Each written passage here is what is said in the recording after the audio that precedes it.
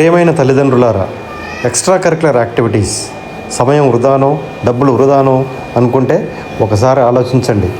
మీరు చూస్తున్న 5 నిమిషాల ప్రదర్శన వెనుక రోజుల తరబడి శ్రమ ఉంటుంది. అందులో క్రమశిక్షణ ఉంది, అందులో నిరంతర సాధన ఉంది, అందులో ఆత్మవిశ్వాసం పెరుగుతుంది.